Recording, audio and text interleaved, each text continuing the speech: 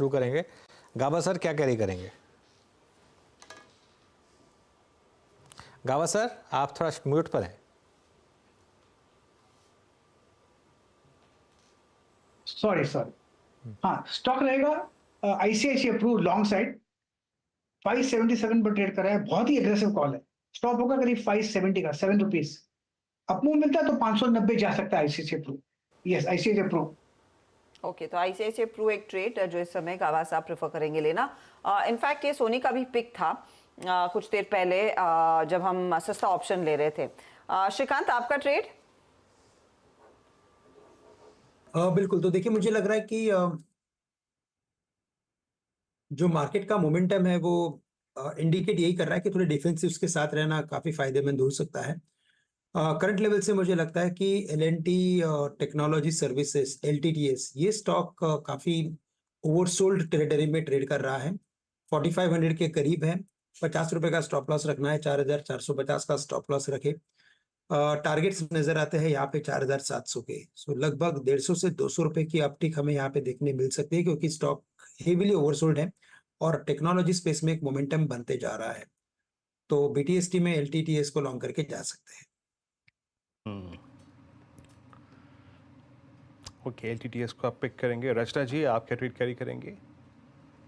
जी, मेरी तरफ से एक्सिस बैंक में शॉर्ट रहेगा और 1135 पे है यहाँ पे प्राइस, तो हम 1143 पे एसएल लगाएंगे और डाउन साइड पे हमारा टारगेट रहेगा 1120 एंड 1110।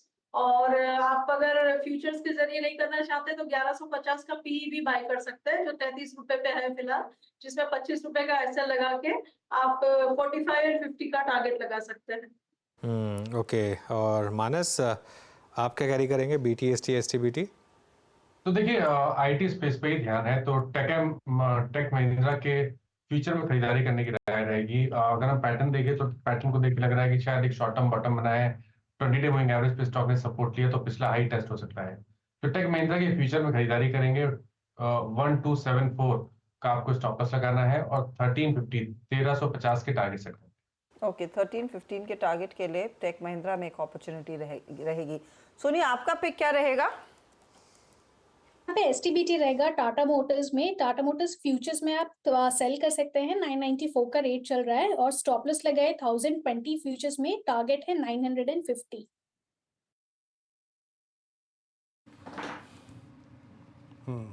चलिए, अब BTSC रेट्स या फिर STBT रेट्स सारे पूरे हो गए। अनुज, आज सुबह आई थिंक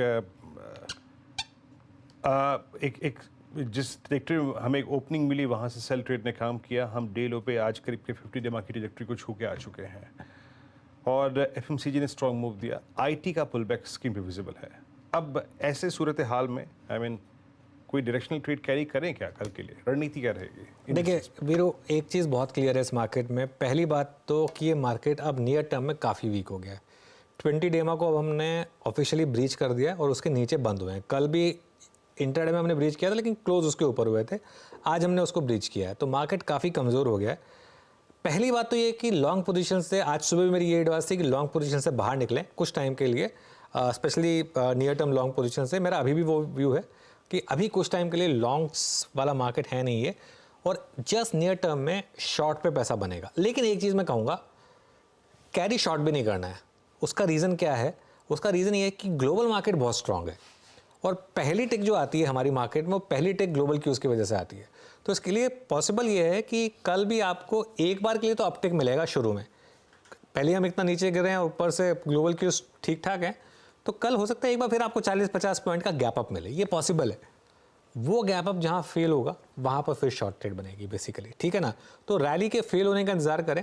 जहाँ रैली फेल हो रही है वहाँ पर शॉर्ट करके डे हाई का स्टॉप लॉस लगाते हैं। ये एक स्ट्रैटेजी है जो काम कर रही है मार्केट में इस समय पिछले 3-4 दिन से, तो वही करें। हाँ, अगर आप इन्वेस्टर हैं तो वो सिप और डिप वो याद रखें। अगले आई थिंक यहाँ से लेकर 4 जून तक अच्छे खासे मौके मिलेंगे आपको वहाँ पर।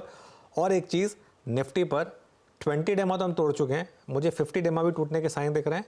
और एक मुझे लग रहा है कि 22,100 तक का जोन पॉसिबल है निफ्टी में एक बार के लिए। हाँ, इसका मतलब ये नहीं है कि ये वन वे जाएगा, बीच बीच में रैलीज आएंगी।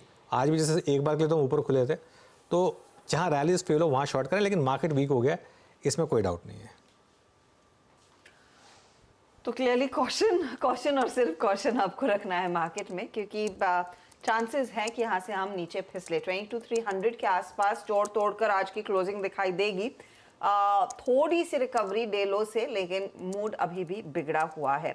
अच्छा चलिए, इस बीच बैन में जाने की तैयारी कुछ स्टॉक्स कर रहे हैं, उन पर एक बार नजर डाल लेते हैं। एक तो जी एंटरटेनमेंट, इसकी कल भी हम चर्चा कर रहे थे, कल तो पक्का जाने की चांसेस हैं क्योंकि अब 100% तक की पोजीशन आ चुकी है और पीएनबी आज करीब जा सकता है, जहां पर 99% तक की पोजीशंस आ खड़ी हुई हैं।